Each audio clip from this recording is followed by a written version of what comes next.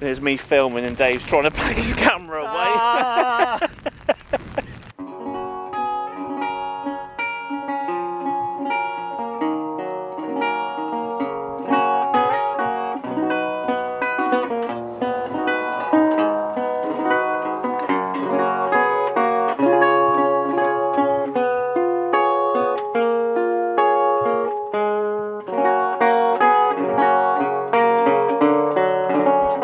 Don't panic, you haven't stumbled across a West Country deliverance.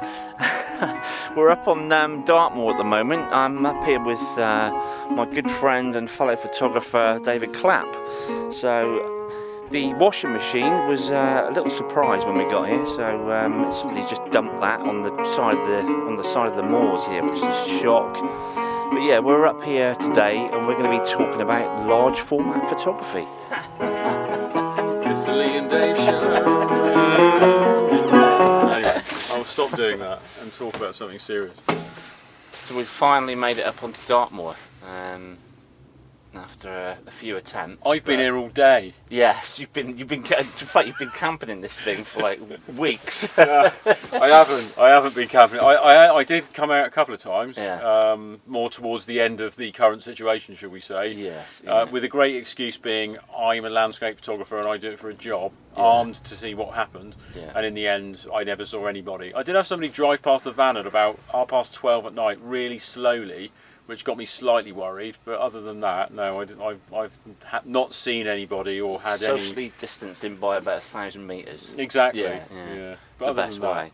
I mean, it's we've had glorious weather, but it's been kind of blue, bland skies, isn't it? So it's not been really good for sort of landscape. it's been really wonderful holiday weather, and I went down Yeah. to the coast quite a lot towards the end of last week, and it was sublime. It was Yeah. amazing. I did walks to like Start Point Lighthouse and varying other places all the way in the coastline, Thelston, all around there, cliff walks and stuff, and it was amazing. But it was not Dartmoor mood weather, and so I did loads of recce's last week to try. I set myself a little target last week, mainly because of all of this stuff, but I set myself a target last week to go to tours that I've never been to, go to locations I've never been to, go to places that are all fresh and new. I mean, obviously doing research, a bit of research at home, and then from there going on to the next phase, which is seeing whether I can actually assimilate it down to either an infrared or a large format or something on those lines, so I can just come up with a whole load of new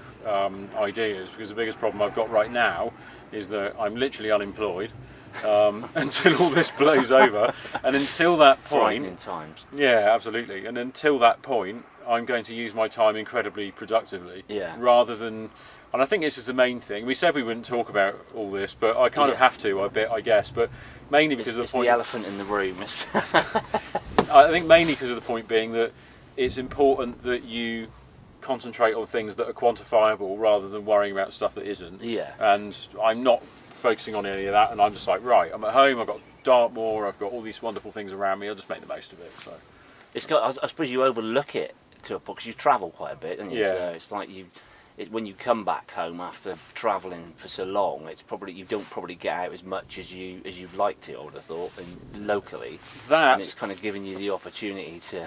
is why I bought this. Yes, yeah. And this was one of the reasons why I bought the large format, was because I needed different targets to aim at, really. I needed a different way of thinking, and one of the things that I mean, I'll take you back on the story as to how I even got this or why I bought this. Yeah. I mean, my story is probably similar to yours. I started shooting film in 2002, 2, I think it was, when photography was getting a lot more popular. And I had an EOS. No, my first camera was a Canon T90. And then I just had miserable time with 35mm film. I really didn't like it. It was always like the resolution wasn't good enough, and there was always loads of problems with it, really, that I wasn't happy about.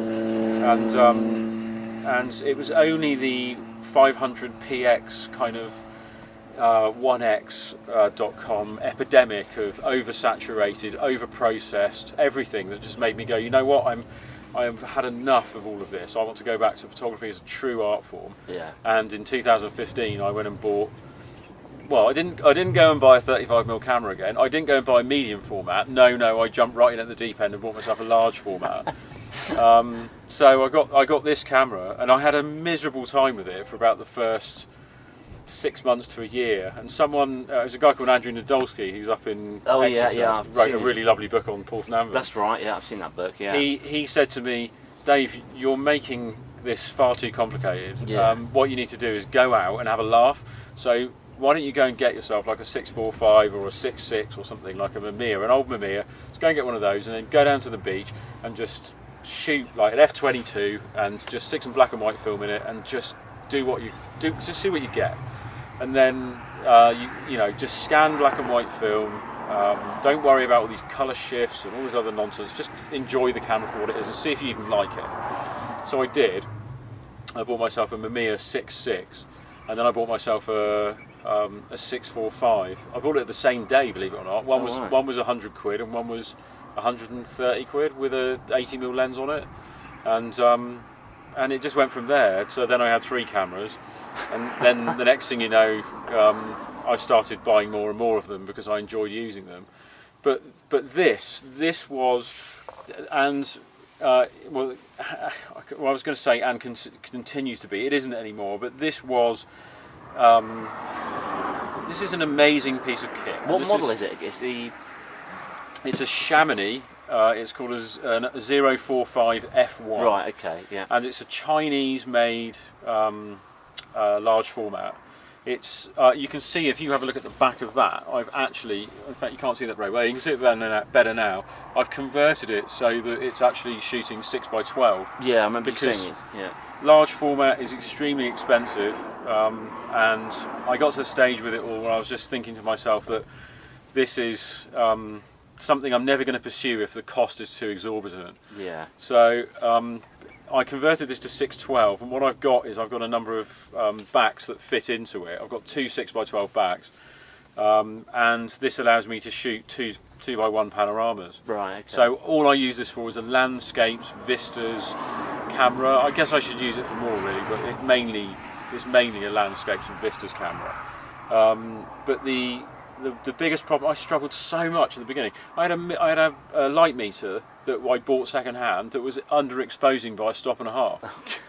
So I'm there shooting Velvia roll film. As it is, without.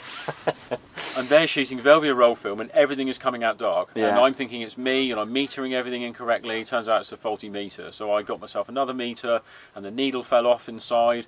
And I bought myself another meter, and that was just that was as soon as I put a battery in, it would just come up with, rather than having any sort of figures of what I was metering, it would just say 888. Yeah. And that was because apparently modern 9-volt batteries have got more power than ones from 25, 30 years ago. Overcooking the meter. It overcooks the electronics.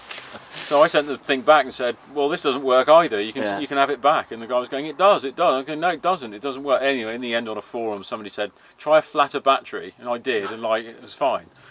Anyway, but this camera, I loaded with all sorts. I was shooting, mainly, I wanted to get into shooting colour negative. Yeah. Because colour negative is just such a remarkable film when it's shot at with the right subjects. And I was really into that. I wasn't massively bothered about Velvia until I actually started playing around with it down at the beach and found for coastal scenes like coastal sunsets, things like that. And I must point out that I rarely these days, I find it very naive to just shoot straight into the sun.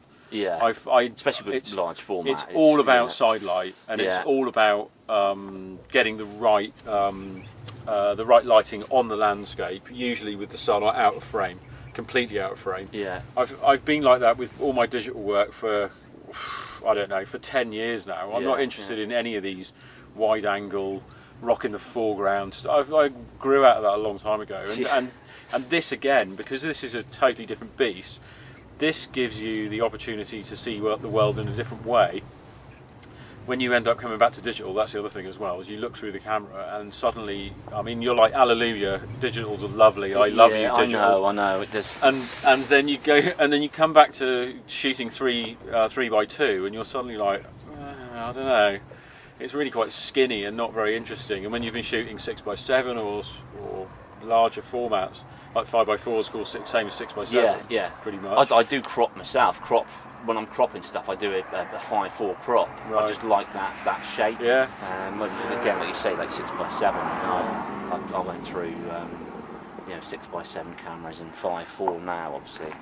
But yeah, the old wooden boxes, they do kind of stop. I like the fact that it kind of slows you down. You really think about the pictures that you're taking. You don't. A lot of pictures I'll walk away from. A lot of situations I'll walk away from because it just isn't working. Yeah. And I just think I don't know if it makes you a better photographer, but I think it definitely kind of changes your outlook on what you're going to take, and you might go away with just 2 pictures, and that's a bonus. I'm coming back to what you're saying there. I personally find that I hate the slow working process. I don't find it methodical. I know what I want. I've already worked it out. That's exactly what I'm going to get, and sometimes it's a bit of an irritation more than anything. Yeah. But I think that's because of the speed of everything with the modern world. But on the other side of it, I mean, I totally agree with what you said. I mean, I was in Norway with this about 3 years ago, and I must have lined up 5 compositions, varying times, and didn't press the shutter, and on the 5th time ended up with a shot that worked, and the whole group I was with were literally carrying me around on their shoulders because I finally, over 3 days, it was a great photo. It worked really well. Yeah. I was really happy with it, but it's just back to the same thing again of that, what's the point in wasting money? There is no point in wasting money. Because obviously you've got the post-processing, the developing, the scanning and all that side of things as well, which, I mean, for me, photography's always been about the capturing the image. The result is just a bonus to me. I know that sounds crazy, but it's the whole process of taking photos and finding that photograph. That's the bit I really like. The other side of it, even digitally, the processing side is the bit that kind of, it doesn't spoil it, but it gets in the way sometimes, and I think with... Oh, I see. I'm into my digital processing. I'm an absolute addict. That to me is like that's the symphony at the end. So I love all the digital processing side. The scanning. I mean, that's a really important thing I think we should talk about, because I think that's also one of the most important fundamentals of all of this process. If you don't have an output into a digital world, well, I'm happy for you. It's great. I live for you, I mean, metaphorically, but in this modern world, the technology that we've got now with raw processing and everything else, what you can do with images is very exciting. So my whole modus operandi with this was to get this scanned as best I could and bring that into Photoshop and various other bits of software, and then enhance these images so that we've still retained the core essence of a film photo, but we're delivering it to an audience that has never really looked at that before. Yeah. This is a massive problem, because I've had problems right from the start where people turn around to me and they say, that looks like digital.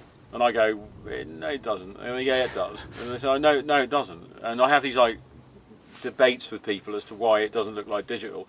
And then I found out, because right at the beginning I was shooting a 6x9 back on this, and that was producing 3x2. And because it's 3x2, people associate the crop with digital. Yeah, with a digital so as soon as they see a 3x2, they go, well, that just looks like digital. Because they assume you're going to show them a 5.4, or you're going to show them something else. And I struggled for so long with the scanning side of stuff. I went from having a flatbed, it was a V850, it was okay, it did the job okay. I tried using Epsom scan, it was terrible, would ruin my colours of these pictures. I was not getting the right signatures from these films and various other things. And then in the end, after struggling way over a year, I tried a last-ditch attempt by contacting a guy who wrote a piece of software called Colour Perfect, and I absolutely champion that piece of software. It is bloody complicated, but the great thing is that what it does is it allows you to take a film, produce something called a raw scan, which is essentially like a raw file, or raw TIFF if you like. They call it raw TIFF, that's crazy, isn't it? But you produce a raw TIFF from your scan. You can do this with any flatbed, any scanner at all. And then you can take that into the Photoshop. It comes out as a weird looking, super deep, saturated, orangey looking negative. And then you can load that into Colour Perfect. It realises that it's a raw TIFF. And a raw TIFF basically means that the computer, as in the scanning software, has not played around with any of the tones or the colours or anything. It's just literally shot out this file the other end that's just a raw. And this piece of software will open that, interpret that. You can then assign it a colour profile from the film that you're using. And then once you've done that, you'll get this fabulous starting point, which you can then use the software to enhance and take things further. You can do simple stuff like obviously colour balance and things like that, but it's got a lot of complicated stuff in there that, I mean, I've sat people in front of it who just go, where's exposure? And I go, there isn't any. And they're like, what do you mean there's no exposure? You know, or where's shadows? There isn't any. Where's highlights? There isn't any. It's stuff like film gamma, gamma in general. You've got graded whites, blacks. You've got black points. You've got all sorts of stuff that doesn't make a lot of sense, and it will do things like it will help you resolve any clipping you've got or things like that, because obviously scanners can also go over the edge into digital noise, because you're dealing with a digital device. So it's how do you stop this from all occurring? Well, the raw TIFF going in will hopefully have no problem if the negative or the transparency is well exposed, and then from there it's about carefully enhancing it using the software, and it's absolutely brilliant, but it's difficult. It's really a steep learning curve.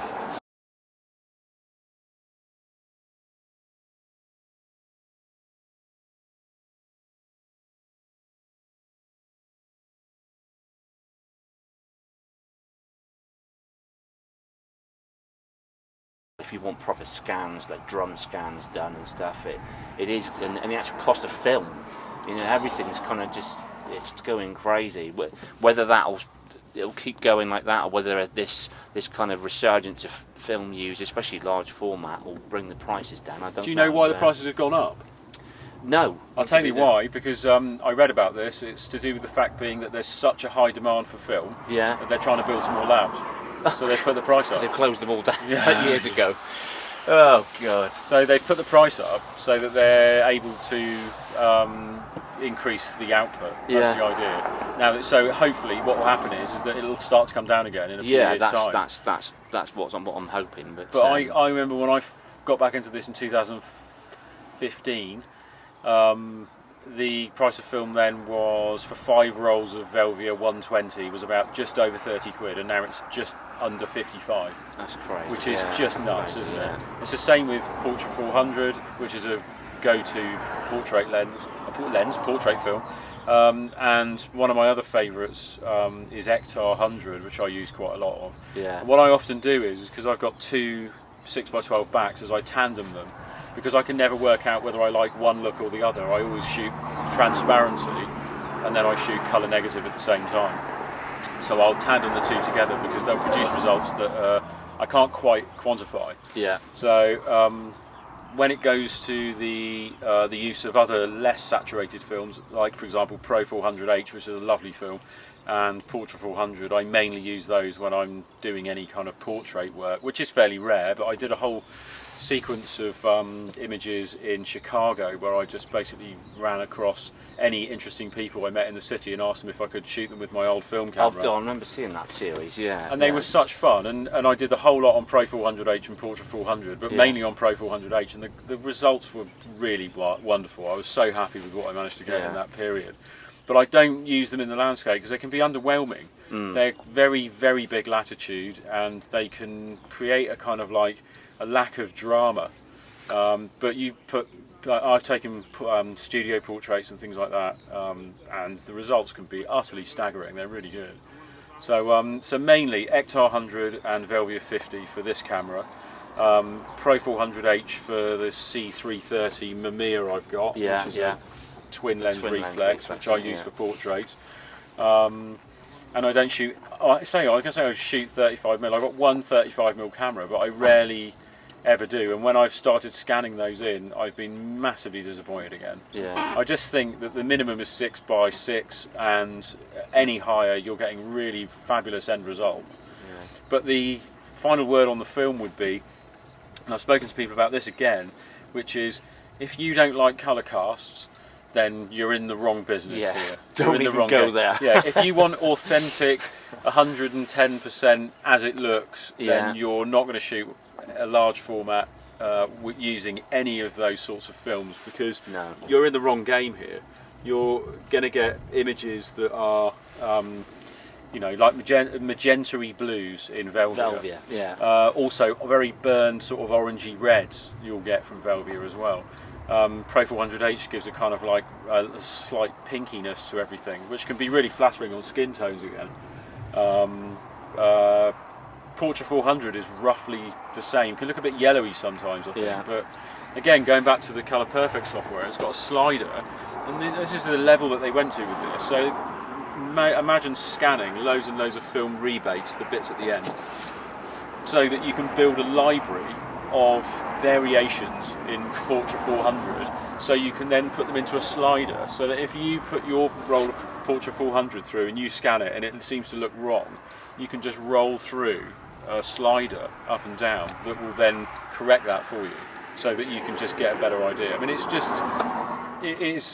it's a really extensive piece of software, so extensive that I had to go and find the developer and ask him if I could have some of his time, and he graciously gave me 2 hours of his time, which I Skype recorded while he went through all the software with me, with me asking questions, basic questions and things like that. And I've literally triplicated those videos so I never lose them. I'm in fear, because sometimes I don't shoot this for ages and then I come back in and I'm like, exactly what I've done tonight. How do I set this up again? how do I use this software again? But this is immense love. I love this thing. It's great fun to use. It's an intelligent piece of kit.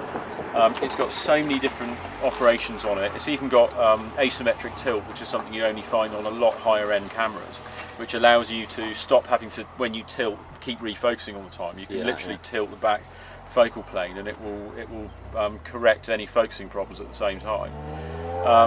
It's just a really intriguing camera overall, and it produces me to think in different ways, and that is something I transpose back into my digital work. I never ever go around comparing the two. No, it's not It's worth, a pointless exercise. It's got, I don't know why anybody would want to do anything like that anyway, but there's no reason to do it. It's a whole different ball game, certainly is. Because this is a unique approach. And also, I tend to find that when you are there with a signature of a film or something on those lines, and you're looking at that image, you're then sitting there and developing that image, often with the transparency back on the light box, so you can make the two look the same in the digital world. And then you put it live, and people say to you, it's got magenta-y blues. And you have to sit there defending yourself, saying, well, that's because that's the way that the film saw the scene.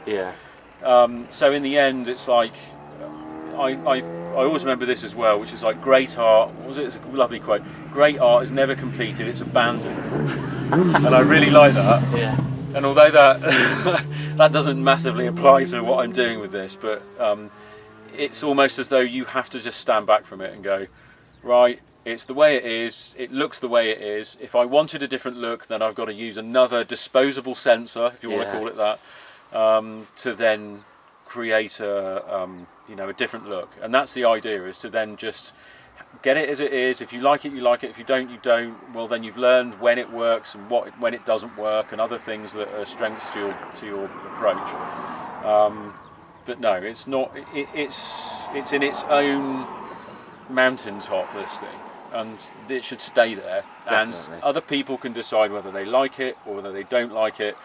And I just find that it's a wonderful cul-de-sac. It's a sanctuary from many other things that I do, and I just, I will continue to use it because it's a challenge, and it produces pictures that I do not expect to see, and that is interesting in itself. That's the whole point, I think. Yeah. So tonight I'm going to take you over to Black Tor, which the sky's looking pretty good now. It's starting to clear a bit. How many black tours have we got on Dartmoor? There's loads of black tours. I think they're all black in some form or another. But this one, Sharp Tour. There's Sharp like Tour, yeah, Sharp. There's a Sharper Tour up here actually. I was at Sharper Tour Rocks this morning. Sharper Tour, which that's Sharper Tour there. The Sharp Tour over in Lusty Woods. So. Yeah, they're everywhere. But this one, I don't know if you've been to or not. It's literally just up the road, so we'll jump in the van in a minute and we'll trek across there. It's not very far, don't worry, with all this gear. This is lighter than my digital bag. It is. Yeah. That's lighter. I must admit, it's a light. Mine's made of basically plywood, so it's a lot lighter. I've been running around over the last week in particular, when lockdown ended and we had a lot more chance to move about. And you would have seen me with 2 large think tank bags, one on my front, one on my back, weighing 20-something kilos. Like a between special the two. forces parachutist. Exactly, yeah. Tripod in hand, parachute on the front, parachute on the back.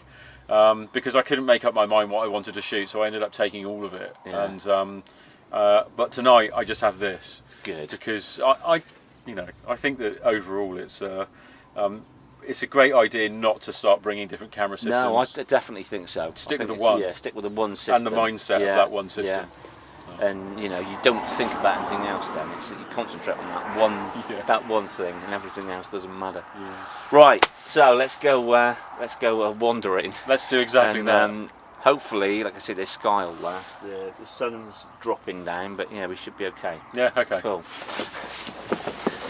Right, so we're going to pack up the vans and make a move across to this location now. I'll put a link up to Dave's YouTube channel at the top here, and also his website in the description info under the video as well. So please check his website and channel out. I'm sure you'll enjoy those. Yeah, I think so. I do bike reviews now. That's all I see. Yes, I've seen. Nonsense. Yeah, plenty to keep you occupied on there.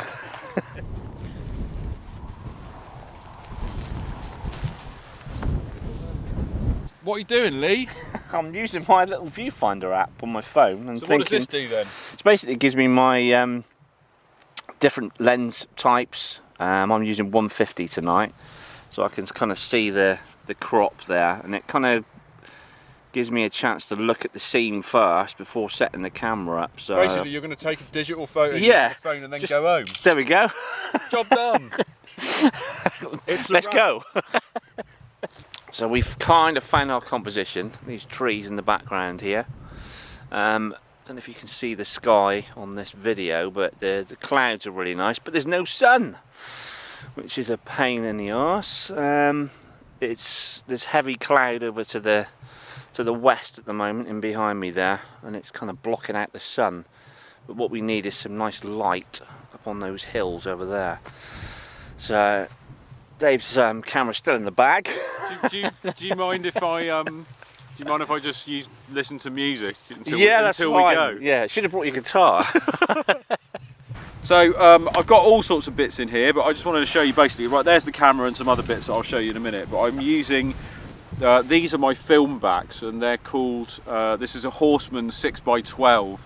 And it's you can see the size of the negative because it's there, and it's pretty damn big indeed. And you've used that as your template, haven't you, for the back of your screen? That's right. Yeah. If you take this out, this is your film cartridge. This is what you use for loading the film onto. So then what you get is this window, which is just like so. So you stick that onto a piece of like thin plastic, and then you just draw around it like that. So that gives you your 5:4 template, because that's a 5:4 window there.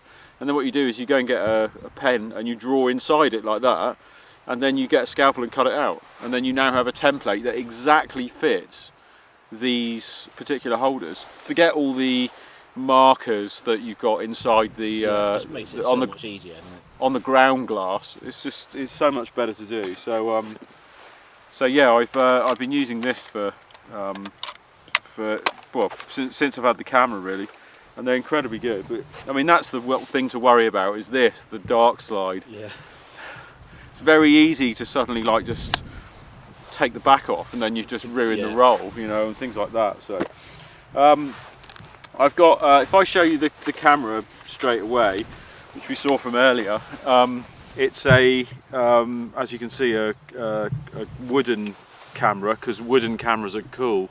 So the first thing is that the camera's got a rear plane, just like yours has, but mine tilts. Yours doesn't. Does yours do rear tilt? Yeah, it's got rear tilt. Okay, I'll take that back. And it's got this wonderful squeeze box, which is just fabulous fun to for all those lock-ins down in Cornish pubs when you need a good sea shanty. So you stick a mouth organ on the front here. A bottle of rattlers and look out. So I have to screw the front standard in here. So you get all these movements, you see. You get swing left and right. If I undo these little clips under here, I now have rise and fall, and I also have tilt as well, which is really good. So I've got all those movements on the front standard, and I've also got these ones on the back, so I can do rear tilt if I want to. I can undo some clips under there and it will go back the other way as well, but it's better actually just left and do the operations at the front, unless you've got certain types of topography where it does work incredibly well then. Now, something I wanted to point out is that this tripod is, I've had it about 6-7 years now. It's a Gitzo. But I bought it, I wanted to get one with the, as you can see there, the levelling base. And this is incredibly useful for the large format photographer, because if you're moving and lifting up and putting down and lifting up and putting down in different situations, you don't have to bother with all the adjustments of the legs.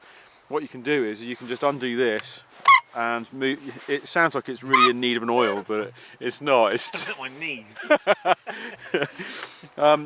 But if I move that and get the spirit bubble in the right place there, then all I do is I use these, you can just about probably see them there, these levels which are on the top, and then I just undo this, I level the camera, and from then on I know that all I've got to do is undo this underneath, and then the camera will be completely level. It's really, really handy, and it then means if you're using tilt, or if you're using any other, like shift for example, then everything will be completely true. So really useful in architecture as much as it is in the landscape here as well.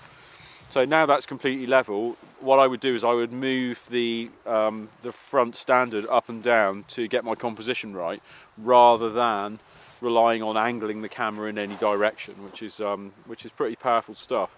It's also got these two locks under here, and I can bring the whole rear standard sort of out or forwards again for different types of lenses. Yeah. So I'm going to use a 150 in this instance. These are wonderful little lenses. They're great fun to use. I think they really capture everybody's imagination, because they're what's called a leaf shutter lens. So you've got everything in here: shutter, you've got the aperture, you got the shutter button on the side, and it just makes these lovely sounds like this when you do 1 second, which is in itself incredibly satisfying. So it's quite easy. You just push these tabs down and that holds the lens in place, and then you're sort of good to go. Now, one of the problems I suffered from right at the very beginning was the issues with composition. So when I bought this, I didn't want to have a cloth over my head just so I could see through it. So I bought this, which is essentially a right-angled viewfinder. So this will flip it the right way up, but it won't be the right way round. So horizontally it will be wrong, but vertically it will be correct. And it's got these 4 sort of studs on the back. And then I can. It's so much easier to get that initial composition right. Absolutely. Before you actually fine-tune it. Yeah. Yep. So, I mean, I've got no idea whether this is right or wrong at the moment. But remember, with a 150mm lens, it has to be 150mm from this plane at the back here, the focusing screen, and you push it further away, which is why exhibit number 2 is that this is a rather nifty pocket-sized 300mm. Which in itself is an amusing lens when you show it to people and go, look, I've got a 300mm and I can fit it in my pocket. Because of course it has to be 300mm away from the film at the back, and that's what all these things rely on. So in other words, this will only focus an image at 300mm, that's the idea. So it's great fun, and that lens is a particularly good one as well. I really like it. So I'm going to switch the lens so I can see through the shutter, and then I can just about sort of start to get my composition. The other thing I need to do is open up my aperture, because it's on something ridiculous like f/64, which is a pretty common aperture for large format, which frightens the bejeebies out of people normally, doesn't it? Normally like, whoa, that's way too small. Well, you'll just be thinking like, what is it mush because of diffraction? Yeah. But you don't get diffraction on such a large image. So So I'm just sort of like manoeuvring the image around, panning left and right, and just generally focusing on everything so I've got some kind of idea. Now remember, even though this is in large format terms, a 50mm is it's a wide angle, isn't it? It's a 50mm. It's the same on this for 6x12. It's a 50mm focal length approximately, because you divide everything by 3.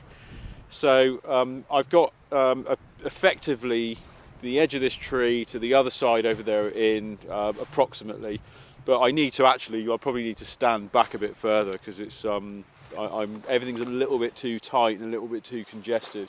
Yeah, I'm standing back on the rock behind you with the 150 just to get both of the trees in. Yeah. So yeah, it's. Can I just say that it looks like it's going to properly lash it down in a minute? Just thinking that. I mean, it's mega dark out there. Well, we've just been hit by an absolutely major rainstorm at the moment, if you can see in the background. There's me filming and Dave's trying to pack his camera away. I can't believe it. So we're sheltering underneath a tree, and either one of two things is going to happen. One, we're going to get a proper soaking, or the other one is that Lee is going to get struck by lightning. Because we're carrying around carbon fibre lightning rods. We've got 3 of them to increase our chances. God's sake. So I've got this Sikonic light meter, and this has really saved my life when it came to the metering of my large format pictures. And this is a really good one. It's an L758D Sikonic. It was quite expensive. It was about 300 quid, so that's not cheap in the world of meters. I think brand new they're like over that, like 400 and something. It's ludicrous. 2 ISO buttons. You've got a mid-tone button. You can use that to manufacture a mid-tone. You can average as well. So let's say you did a darks and a highlights. You could just hit that one and it will create an average of the 2 readings in between. You could then set that to be a mid-tone, and then you can move the whole bracket up and down. It's absolutely brilliant. So if you meter for a mid-tone, let's say you meter grass or something on those lines, the fabulous thing is if you then take an image, take a meter on part of the image that's got highlights, and let's say it's on +4, then you know if you're shooting something like Velvia, you need a 2-stop graduated filter to go over the top of the highlights to bring it in line with Velvia's exposure latitude. But this is really good because it gives you an EV scale, which is far better than a lot of other meters, which give you just shutter speeds and other strange stuff that are very complicated to use. I need graphical support when I come out to places like this. I need an umbrella as well because I'm an idiot. But it's incredibly good.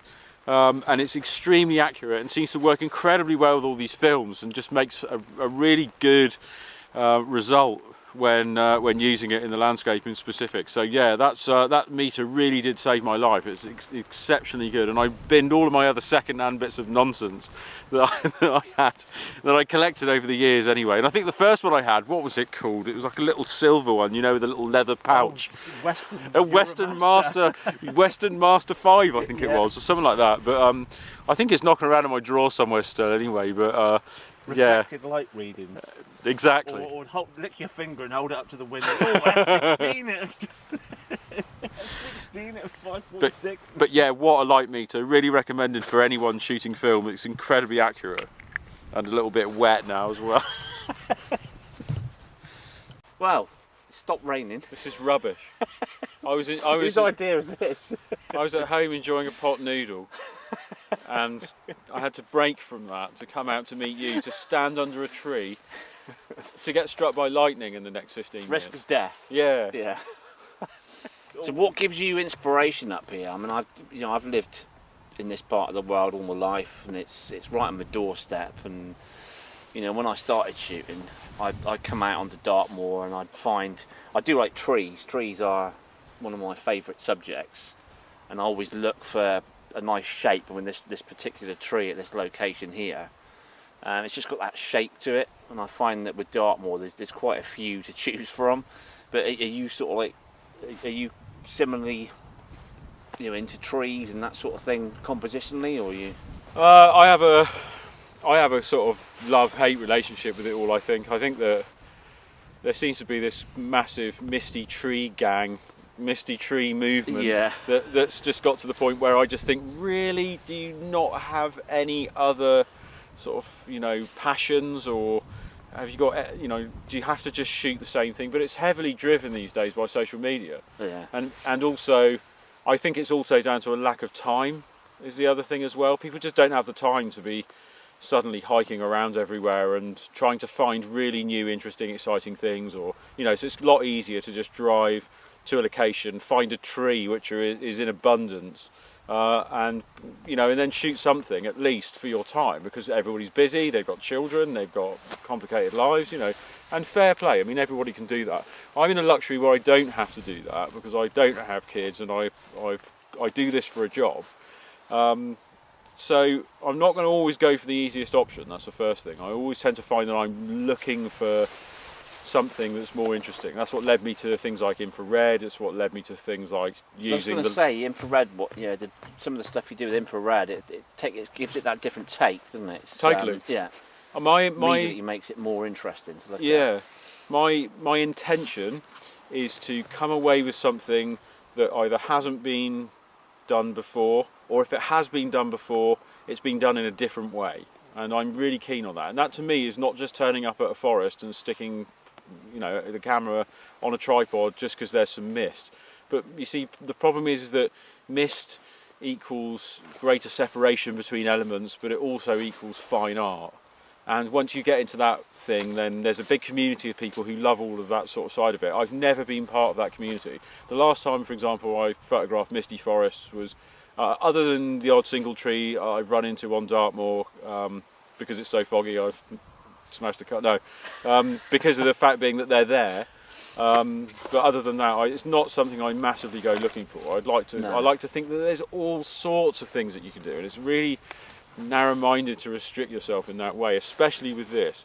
Give you an example. Over the last week and a half, I have just been going to places I've never been to, and I failed literally in all of them.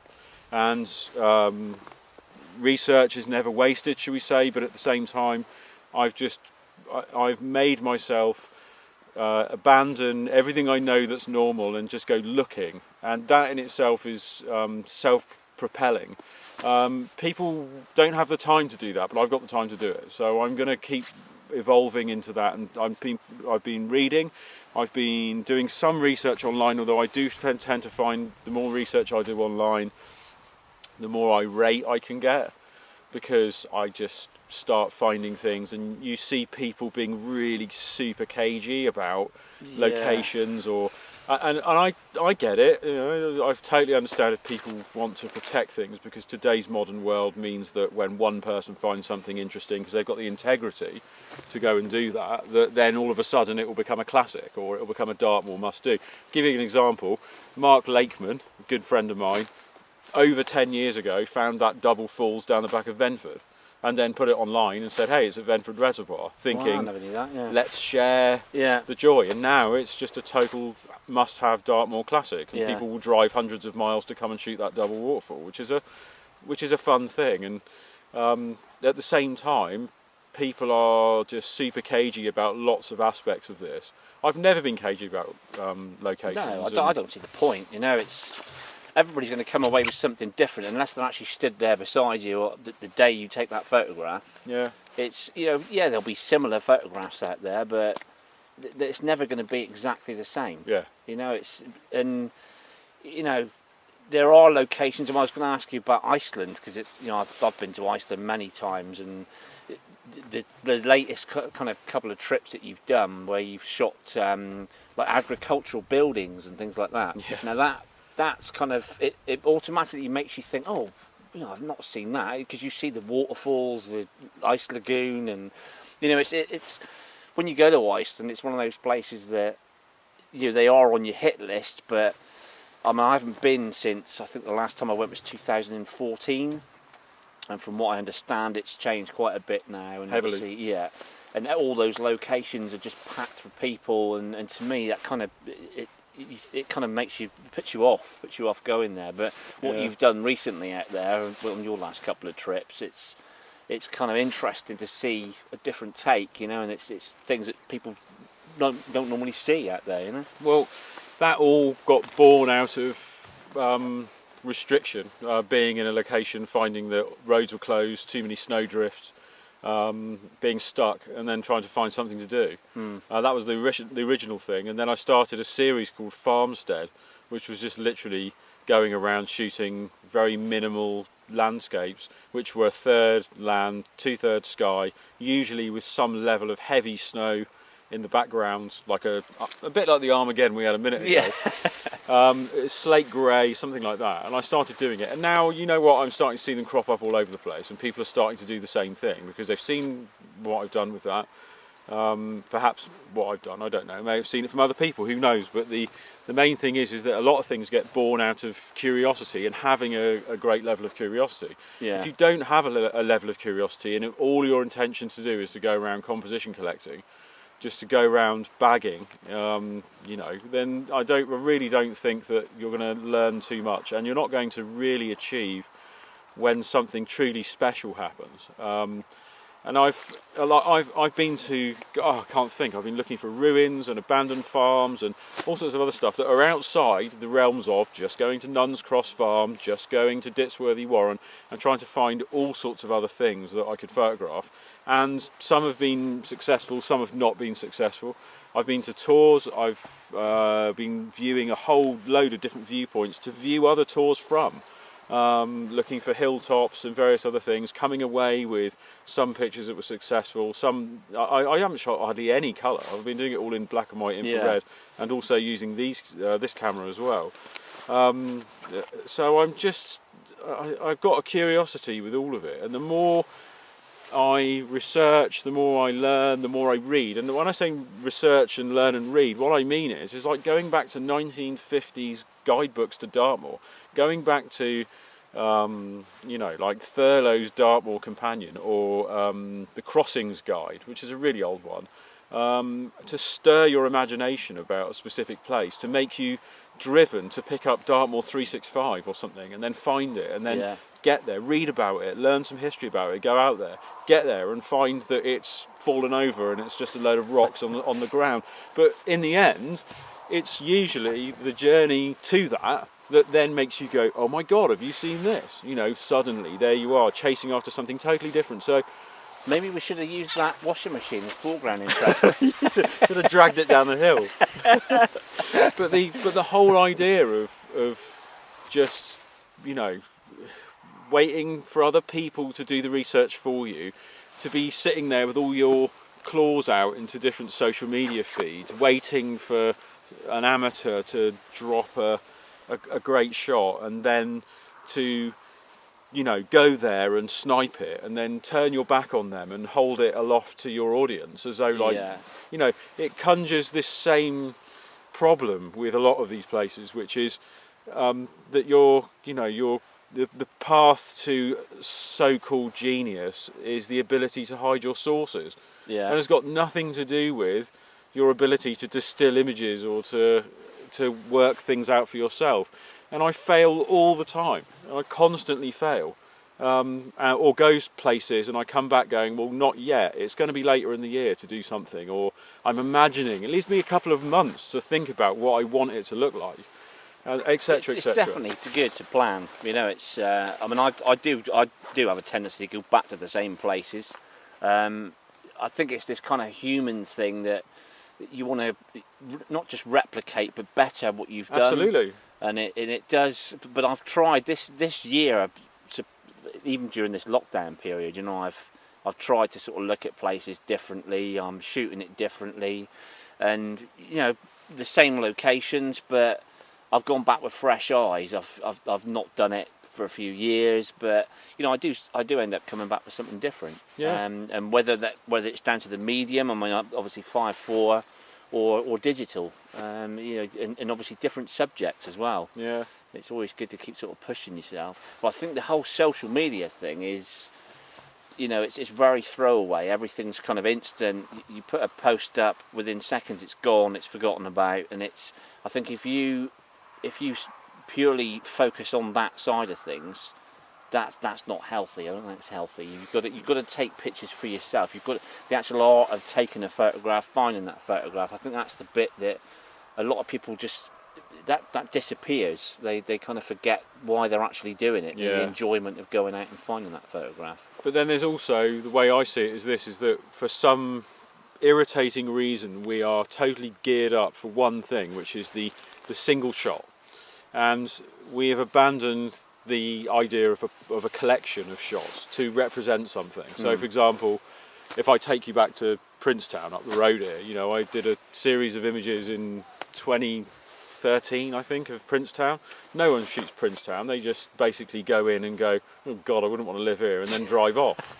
And the thing is that actually most people who live in Princetown live there because they love it, and most people who wander around Princetown start to suddenly see that yes, it's quirky and it's different because it's made of Dartmoor granite and it's grey, and the sky is like a stop darker than the granite, you know, most of the time.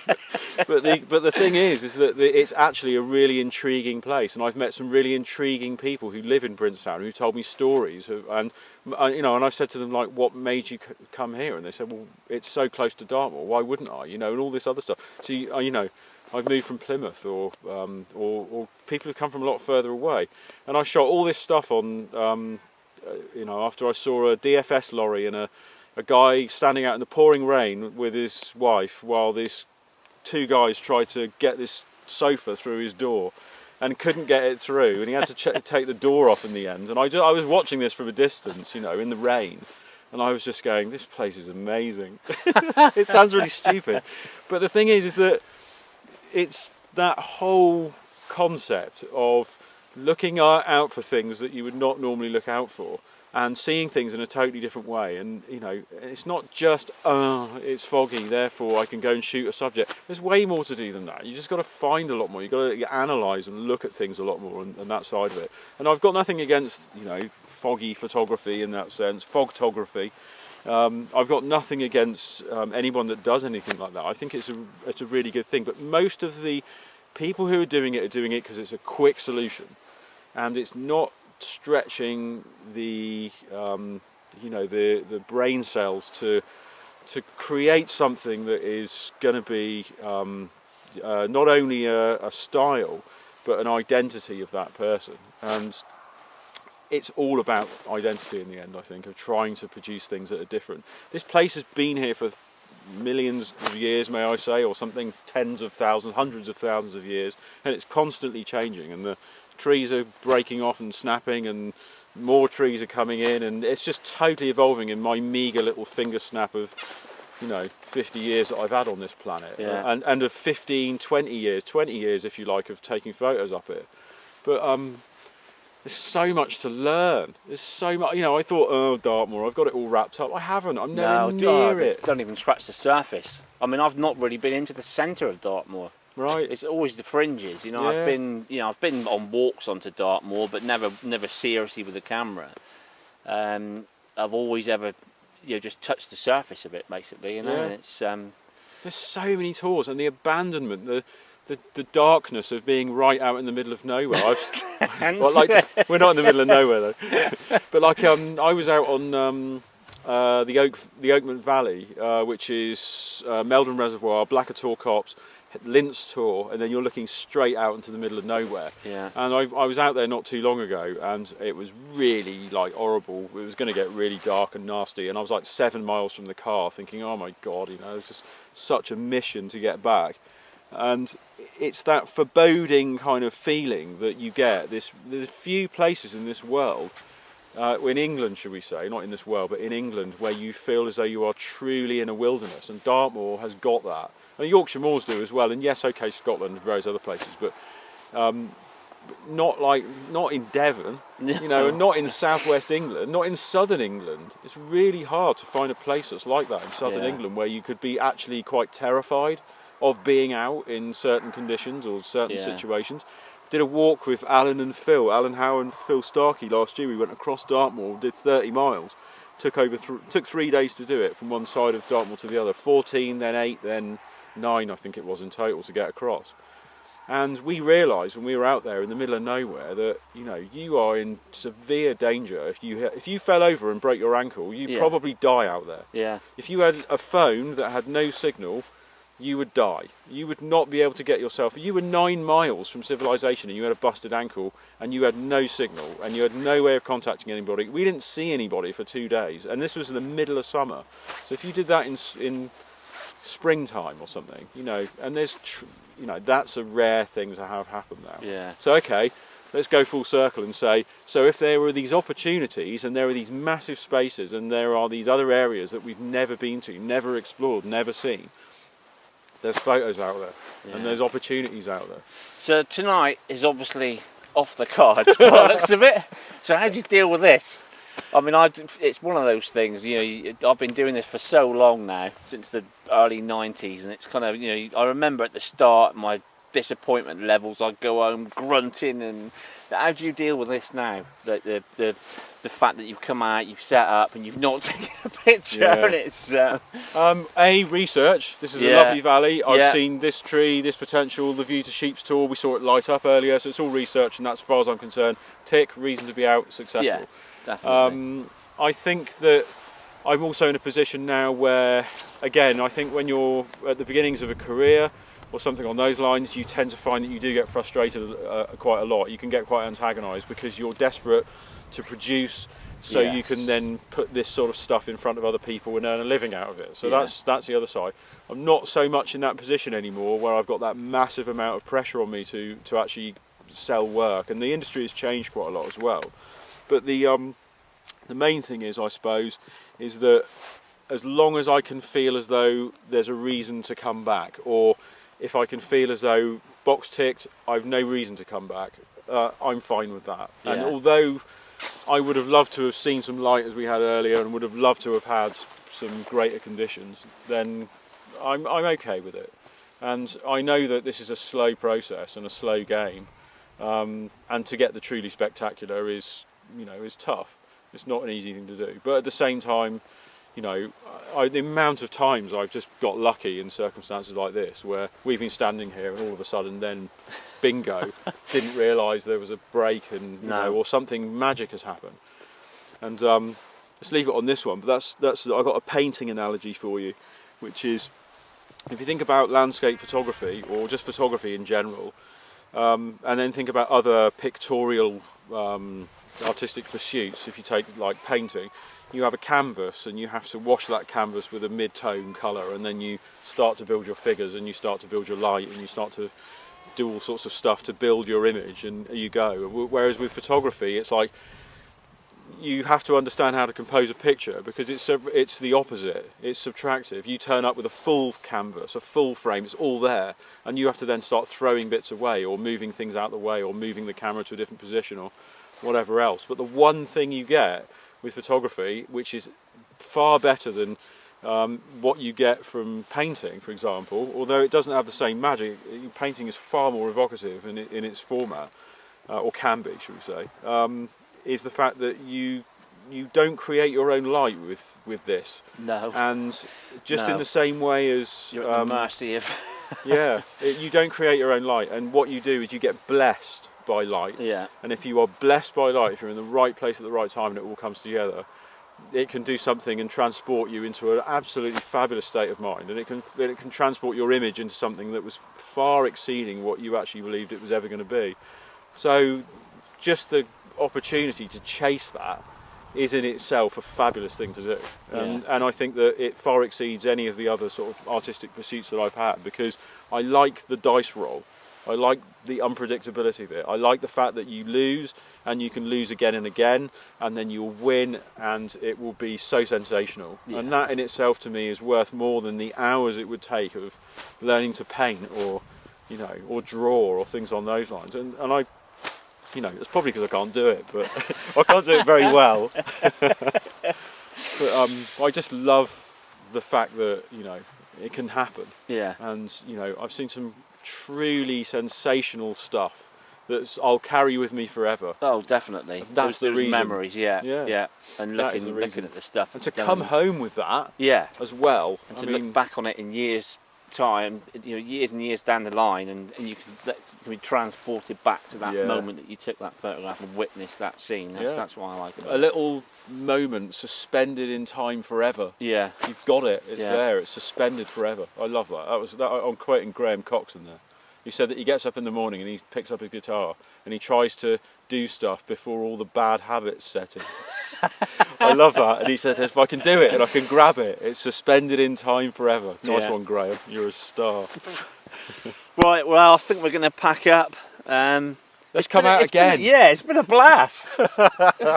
We're reasonably dry. Yeah, not too bad now. I've got a bit better. Good. So what I'll do, I'll leave you with a few of David's pictures. I'll put those up now. And we're going to head back to the vans and hopefully stay dry. But until next time, thanks for watching. Version 1.1 will happen again. We will be back. Bye for now.